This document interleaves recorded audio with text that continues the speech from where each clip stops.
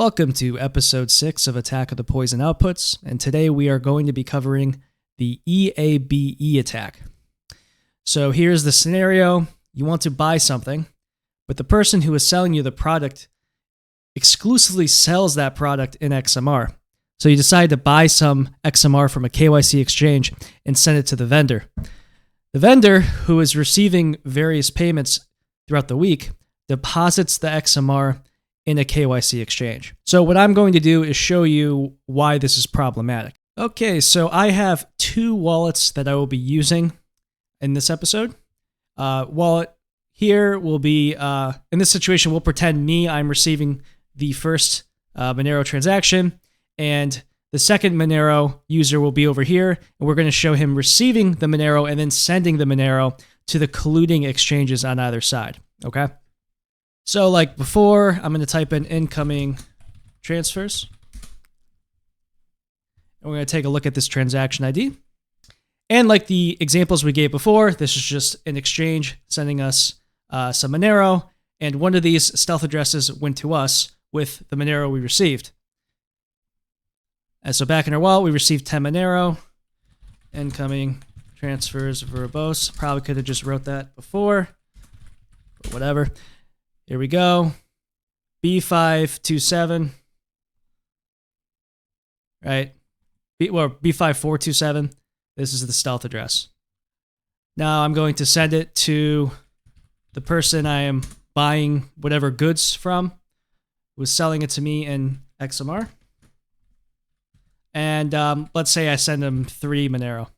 All right, so now I am refreshing the wallet, and we received this transaction. And we have this new transaction ID for 3 Monero, right? So incoming transfers verbose. Okay, so we see the transaction we received down here. The stealth address is 8671984. So I'm going to pull up the transaction ID, which is up here. Right, so I separated these out to make it easier to look at. But this is the first transaction, right, from the exchange. And we sent our one stealth address and one ring signature to the person selling us the goods for Monero. So now what's going to happen is the vendor is going to send their Monero to the KYC exchange. Now keep in mind, the KYC exchanges are colluding with each other in this example. However, you could think of other scenarios as well. Such as law enforcement trying to get more information on who somebody is sending Monero to, and hoping that they're using KYC in the process. All right, we're now ready to do a sweep all and send all of the transactions we've received to the KYC exchange. So sweep all. And finally, I have opened up the final transaction in this path. Again, we received KYC Monero because we needed to buy goods. It went to that stealth address, which then appeared in this ring signature.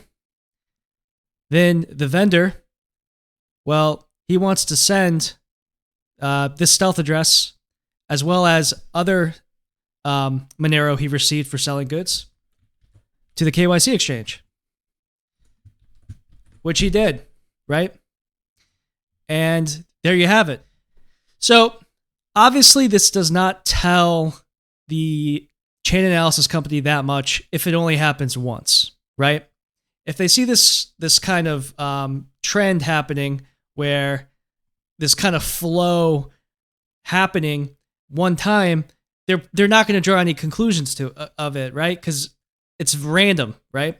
However, if this continues to happen repeatedly, a chain analysis company will discover that there is a high probability that there is some sort of relation between me and the other person in the middle. Because for whatever reason, the poison outputs we're receiving always seem to flow into the other KYC exchange. And this is really what an EABE attack is. It's this flow of a marked output to another marked output that could hypothetically be related to the first person. But because it keeps happening, statistically, it's very likely there is a relationship. And so, for example, let's say that this vendor, he sells, I don't know, cat food or something. Then you can make a conclusion that I have a cat, right? And that I must be buying cat food from this guy. Then you could target me with cat advertisements or cat food advertisements, and you could sell that information, right? So yeah, this is definitely an abstract sort of attack, but of course, as chain analysis tools continue to improve, something like this could be possible down the line. And it's yet another reason why full chain membership proofs are the future. Oh, do you hear that? It is my good friend Robot. Give him a warm welcome, everybody. Do you hear that? It is my good friend Robot. Give him a warm welcome, everybody. Thank you for letting me on your program yet again. Beep boop. So, Robot, do you have anything to add to the EABE attack? Beep boop. Yes, I do. It should also be noted that there is an attack called an EAE attack, which is actually a simplified version of the EABE attack. The EAE attack has two colluding entities targeting a single person in the middle. Therefore, it is highly probable to draw conclusions if this happens, especially with timing analysis. Beep boop.